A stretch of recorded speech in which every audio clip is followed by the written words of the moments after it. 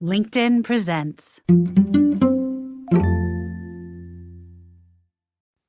Welcome to the Human Capital Innovations Podcast. We're your source for personal, professional, and organizational growth and development, where we share original research, explore industry trends, and interview executives and thought leaders from across the globe. We hope you join us often for practitioner-oriented content around all things related to leadership, HR, talent management, organizational development, and change management. Maximize your personal and organizational potential with Human Capital Innovations Podcast.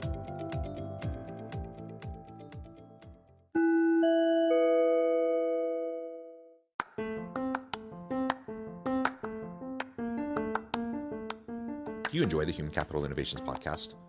Enjoy ad-free listening by going to the Patreon page, and please consider contributing even at the producer or sponsorship level.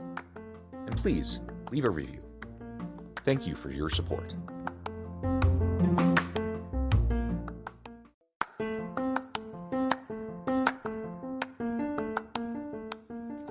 Welcome to the Human Capital Innovations Podcast. In this HCI Podcast episode, I talk with Don Ransdell and Dan Barker about organizational change and how building consensus and direction takes notable leadership.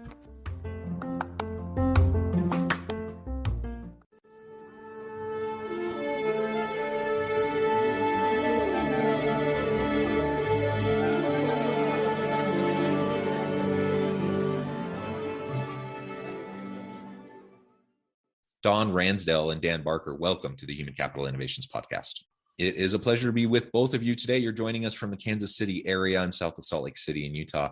And today we're going to be talking about organizational change that you have experienced in your business, and really how building consensus and direction takes notable leadership within organizations. We know every organization has to deal with change. The pace of change has only accelerated, particularly in recent years. But most change initiatives fail, and it's messy and complex, and there's lots of uncertainty, produces limitations and challenges for organizations. So we need really capable leaders to be able to take that on. This is what we'll be exploring together. As we get started, I'll just share a brief bio for both Don and Dan.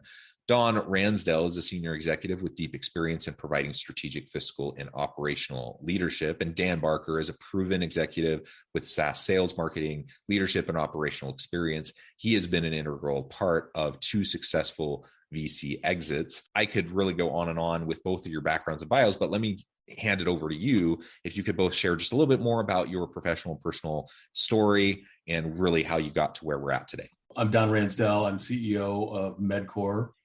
And I've been serving in this capacity for the last 10 years. And prior to that, I've led data-driven information services and market research businesses in a variety of industries: agriculture, manufacturing, scientific and medical, industrial R&D, life science R&D. And my career is in advertising-supported media, or started in advertising supported media about 30 years ago. And it's been a good ride so far. And I'm Dan Barker, COO of MedCore. I've been here 3 years, and just like a lot of careers, it's never a straight line to where I've gotten. I've made everything from rap videos for Tech9 and commercials for Walmart. And then I went and made toys for kid meals in restaurants. I didn't make them, I just sold them, and developed strategies to get families to visit more restaurants. And then I went over and took a sales and marketing leadership role within a company that did marketing for big restaurant chains. So primarily understanding buying habits and buying patterns of individuals to get more items in their mouths and butts and seats. And so I've taken that knowledge and joined the very talented group over here at MedCore to help inspire change and build a data as a service platform for our clients. Yeah, that's excellent. Thank you both for sharing that extra context. Now let's talk just a little bit about MedCore. Tell us more. You've already introduced it slightly, but tell us a little bit more about what you're doing there and what kind of value proposition you bring to the market. Yeah. So at Medcore, our mission is to provide healthcare providers with information on new and innovating technologies, drive adoption of product technologies, and improve patient outcomes.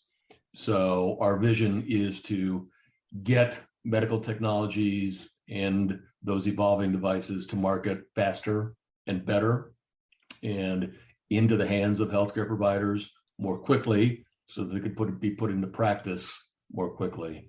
And so we've been on this journey for probably 8 of the 10 years that I've been here. We've made great strides in the business. Our customers are primarily med tech and pharmaceutical companies, and we provide them with marketing solutions, marketing strategies. We execute solutions. We help measure, improve marketing ROI. We also provide healthcare providers with ongoing information on technologies used in their sector and in their practices on a daily basis. And so, we've innovated the business. We've grown the business significantly over the last couple of years. Actually, last 3 years, we've seen double-digit growth. We've seen an increase in customers. We've seen an increase in the contract value of existing customers. And tying it back to the topic at hand, we have, I think, increased the talent level of our team significantly and improved the culture of the team significantly. And we're a small business. Over half of the full-time employees that we have today have joined the company in the last 18 months. So part of that was strategic, part of it was opportunistic, but in all cases, we had in mind to innovate the business and find the best talent, no matter where they are, that are going to help us innovate the business. And we're virtual, so we're based here in Kansas City.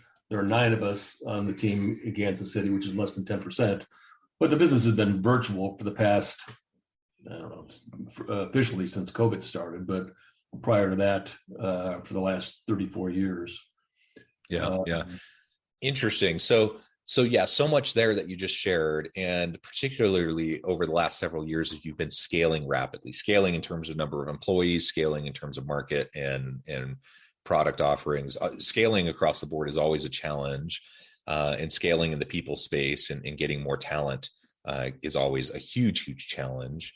And on top of that, you're trying to, create more of a dynamic organizational culture and innovative culture, and all of that is challenging in the best of circumstances, even when you're not scaling.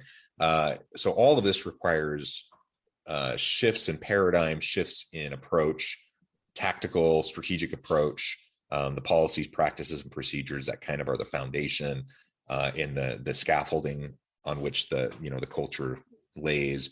Walk us through a little bit about how this process has happened, particularly over these last few years. Well, it kind of started with Dan. When Dan got here, Dan was the first hire that I would say was kind of non-endemic, not from information services, the way the business was structured previously, and brought on with the intent to help me directly innovate the business. And so he and I together have done that. And so we've taken what was a 34-year-old information services business and transformed it into a commercial intelligence data as a service platform. And our culture here, I think, is one almost of a startup. It feels like a startup today, even though it's a 30-some-year-old business. But part of that is because we've got 16 new employees over the last 18 months, and hired because of their innovation, because of their skills. They're more technology oriented. Dan, anything we should add to that?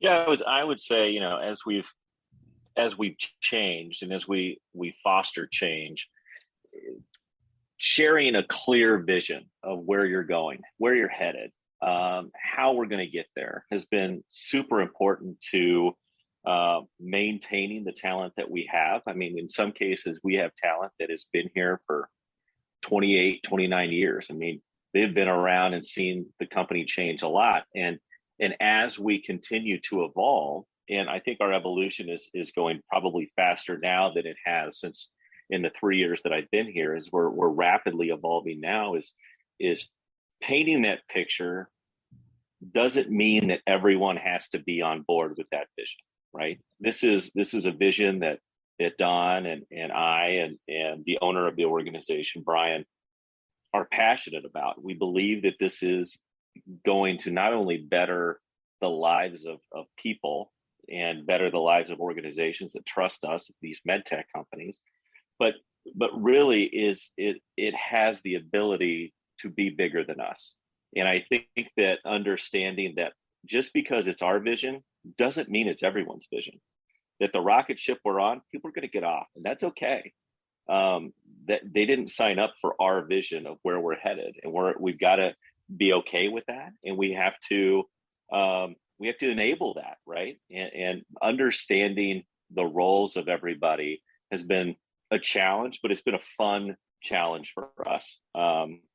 And it's been unfortunate that in this process, we've had colleagues that have decided that that's not the vision that they signed up for 30 years ago. It's time to go. But when we're talking to those new individuals that, you know, we're growing right now and painting the picture of this is where we're headed, it gets people excited. It really does. And it's fun to share that vision with those that are going to be on the right seat on this rocket ship. I like how you're describing the environment, the culture, even for a company that's been around for decades, as really a startup kind of a mentality, a startup kind of a culture. Not that every culture has to be that way, but I do find that, maybe that's my bias, but I do find that kind of entrepreneurial spirit to just be exciting, enlivening, engaging. And the reality is, the organizations of today need to be more agile. They need to be highly adaptive, and they need to respond to ever increasing shifting demands in the marketplace and new disruptive technologies. Like, all of that means constant change, rapid, increasing pace of change. And in some cases that mean, people are going to be resistant, and they are going to have a hard time getting on board with the shifts and the direction and the vision and the mission and the values of how the organization has shifted over time. Of course, you can part ways with dignity and respect and caring for the contributions they've made in the past, but sometimes it's just a better opportunity for people to go somewhere else and chase their vision, and for your organization to be able to go and take the path it needs to be on. That can be challenging, of course. And certainly I'm not an advocate for, wholesale, just, wiping out previous contributions of, the people who've made tremendous contributions in the past.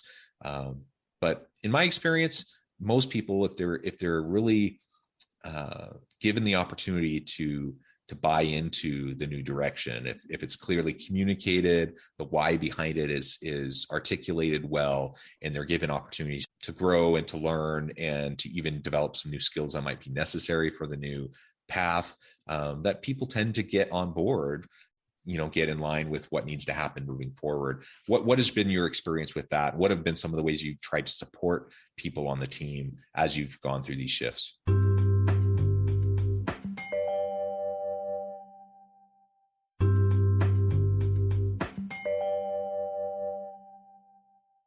We, I think it was 2018, changed to our work-life balance policies so that there's essentially unlimited vacation pending approval of one's direct supervisor, right? So as long as the work gets done, I don't care when someone works, I don't care where they work.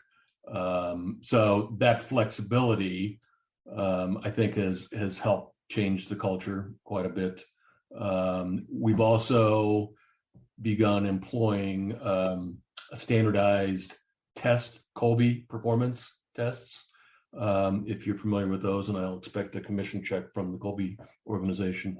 And that's helped a lot to understand how an individual would fit into the organization, how they like to be communicated with, how aggressive or innovative or fast-paced they are, or how much of a fact finder they are, and whether they're going to necessarily clash with people on their team. So that's helped somewhat. We have an open door policy that we, of course, we have titles like every other organization, but we're a relatively flat organization, and we encourage getting uncomfortable. And if you're going to fail fast. But just because you fail just means that we're learning something. We've been building a product right now, this data as a service product, for 3 years, and I'm not going to sit there and tell you that it's been a smooth ride the entire time. We have failed at that a couple of different times in different ways, but it's bettered our product. It's bettered our people. It's bettered our processes. And, you know, it's having a culture where you embrace failure, not just because it's we tried something new and maybe it didn't work, but embracing it because we learned something from it.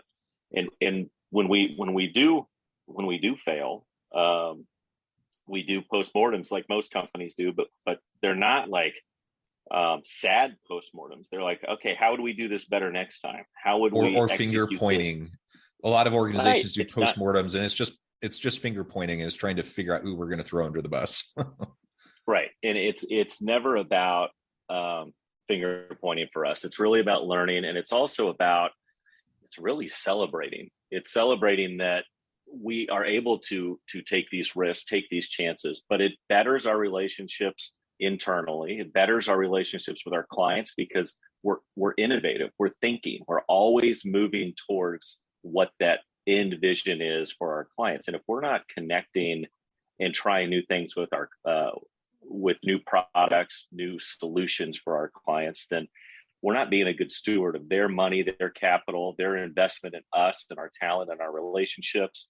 And so, you know, I think that's some of the ways that we're different, but it's also some of the ways that we're always building onto this culture that we protect. We're very protective of our culture too. I just like the intentionality of all this as you're describing it. Culture will emerge organically if we don't do anything. Something will bubble up. Usually it won't be healthy, and it won't be the type of culture we would want. So we need to be intentional. We need to be strategic about how we set it up. And for example, if you want an innovation kind of a culture or environment, the quickest way to derail that is by having a fear-based, compliance-based, finger-pointing kind of an environment, because that just squashes any sort of creativity or innovation people might have. And they're going to, you know, most people in that kind of a situation, they're going to take the path of least resistance, and they're not going to put themselves out there in a way that could potentially get their heads chopped off, right? And so you have to be very strategic and very purposeful and intentional about how you go about creating and maintaining the type of culture you want. And in this case, you're describing some really great components there that have allowed you to be more innovative and engaging as a culture, as an environment for your business. Right. We're not eager to fail. Let's be clear about that. We're not a failure. Sure. We're not going to change our tagline to tempered by failure. Midcore, tempered by failure. But it's a totally different mindset and way of viewing setbacks, right? Setbacks are learning opportunities for us to grow, right? And refine, rather than, you know, setbacks or failures. And it's just, you know, whose fault is it? It's a totally different approach, a different mentality, where it's more of a growth mindset, an abundance mindset. And that's going to lead to better outcomes in the long run. Yeah, setback, I think, is maybe a better term than failure, or, you know, dead end. It's like scientific research. When you're working on a problem and you get to a dead end, that's good news. You don't have to keep going down that road. You can switch to the next road. And so part of it is that for us, I think.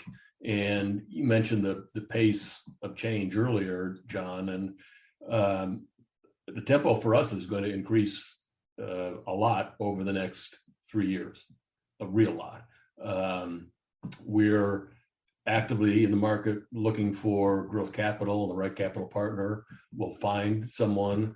We expect to more than double the size of the organization in the next 3 years, probably the next year and a half.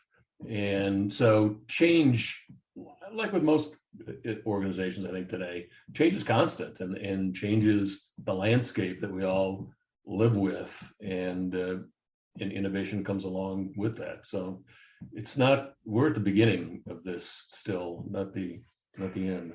Yeah, you've scaled a lot in recent years. You're expecting to scale even more in the near future.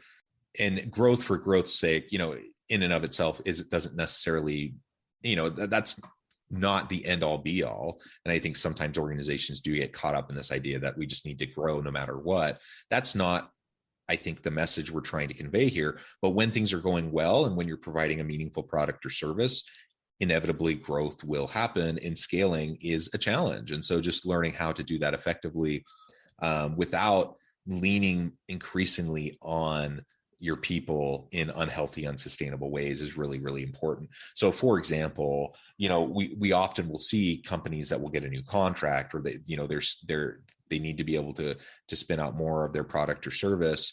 Rather than adding more employees, they put a greater squeeze on their existing people, their existing employees. And of course, on the spreadsheet, on the financial statement, that may look really good because your human capital costs, your wages and expenses may be smaller as a percentage of your revenues, and that may look great, but in the long run, that's just not sustainable. And if you're continually putting more and more pressure, more and more burden, more and more weight on your people, they will burn out. People will choose to leave, and so you have to make sure that you're scaling your people operations and getting the right talent in the right seats on the bus, so that you can move into that future that you want. That will create an environment where you can have that sustainable change agility that's going to be necessary for the future of work. I think that I think we've all gotten really uncomfortable since 2020 happened, and change is happening more rapidly. So I think that our mindset is more open to change. And being in the medical arena in med tech, we're seeing changes happen across the board for our clients. What used to be easy to schedule time with the doctor to go talk about your new med tech is now turned into almost impossible to get on the calendar.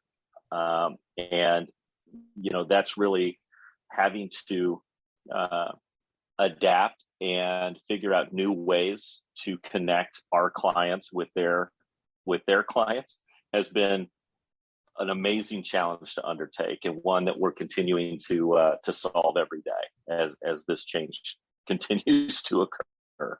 Dan and Dawn, it has just been a real pleasure. I know at the time I'm going to have to let you go here in just a minute, but before we wrap up, I wanted to give you a chance to share with listeners how they can get connected with you, find out more about your work, your team, and then give us the final word on the topic for today.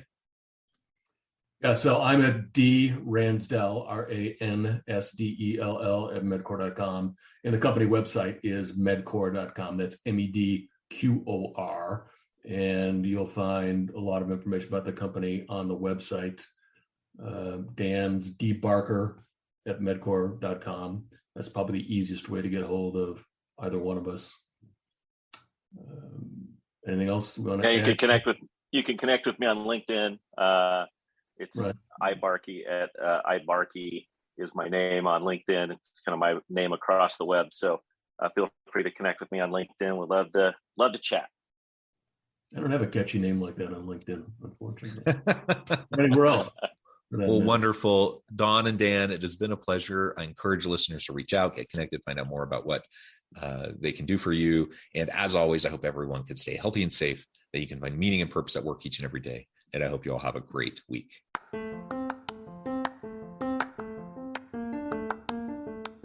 Do you enjoy the Human Capital Innovations podcast?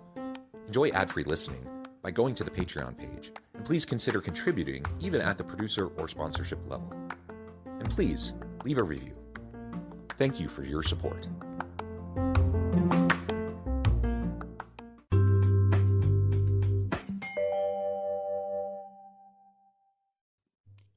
Thanks again for joining us for this episode of the Human Capital Innovations Podcast. I hope you stay healthy and safe and that you have a great week.